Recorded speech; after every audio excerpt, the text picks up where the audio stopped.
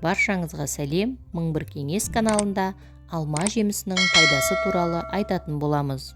Алманың құрамында С, В1, В2, Е дәрумендері мен марганец, калий, кальций, фосфор, натрий, молибден, мырыш, барий микроэлементтері бар. Алмадағы темір қан айналым жүйесіне өте қажет. Сондай-ақ онда жасұнықтың өте көп бөлігі бар. Алма бауыр, бүйрек, асқазан, ішек жолдарының жұмыстарын жақсартады.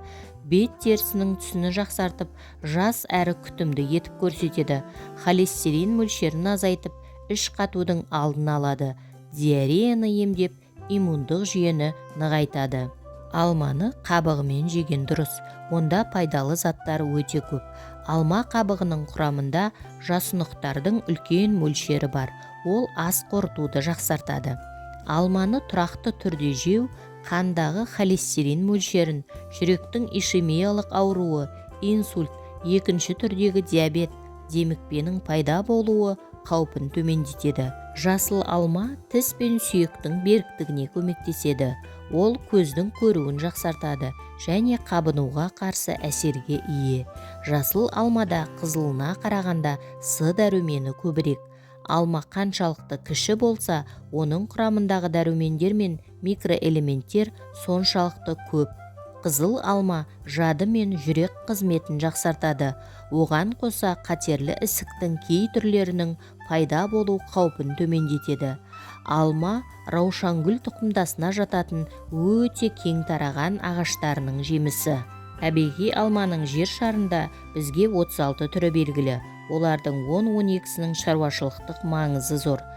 Қазақстанда алманың жаздық, күздік, қыстық сұрыптары бар. Алма ағашының өмір сүру ұзақтығы 20 жыл мен 100 жыл аралығы, биіктігі 4 метр мен 10 метрге дейін болады. 3 жыл мен 12 жылда жеміс береді. Әр гектардан шамамен 100 бен 300 центнер аралығында өнім алынады. Тұқымынан және өсімді жолмен көбейеді. Тұқымынан көбейту бұлама алуда және селекцияда қолданылады. Алманы көбейту кейде ұластыру арқылы да жүзеге асады. Алма көптеген ертегілер мен хикаяттарда сұлулық, денсаулықтың символы болып бейнеленеді. Бұл адамдардың ертеден ақ алманың қасиетін біліп, бағалағанынан хабар береді. Алма өмірді ұзартады. 2011 жылы Америкадағы химиялық қоғамның өткізген зерттеу нәтижесі бойынша алманың көмегімен өмірді 10%-ға ұзартуға болатыны анықталды. Сондай-ақ алма жегеннен кейін ағзаның белсенділігі де арта түседі екен. Бұл зерттеу жануарларға қолданылғанымен нәтижесі адам ағзасына да қатысты деп саналды. Есте сақтау қабілетінің жақсаруына әсер етеді. Сондай-ақ инфаркт, инсульт қаупін азайтады, ісік ауруларының алдын алады. Гавай аралында жүргізілген зерттеу нәтижесі бойынша ең көп алма жеген топта қатерлі ісік ауруының пайда болу қаупі 40-50%-ға дейін төмендеген.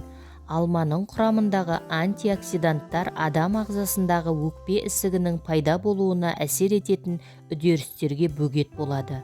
Алма мезгіл таңдамайтын жемістердің бірі. Қай кезде де алманың сан түрі самсап тұрады.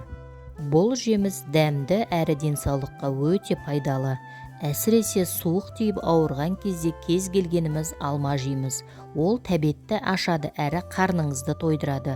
Бірақ көпшілігіміз алманы қабығымен жеуге әдеттенбегенбіз. Бірақ жемістің құрамындағы пайдалы заттардың барлығы алманың қабығында екенін ескермейміз.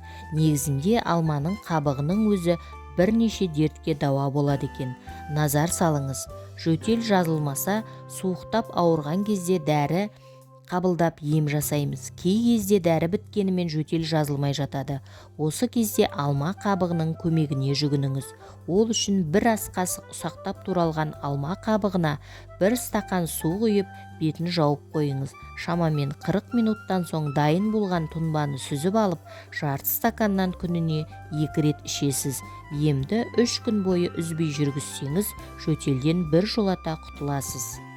Қорытындылап айтқанда, алма жемісі тасымалдауға, сақтауға жарамды, тағамдық заттарға өте бай, дәмді келеді, әрі жақсы өңделеді.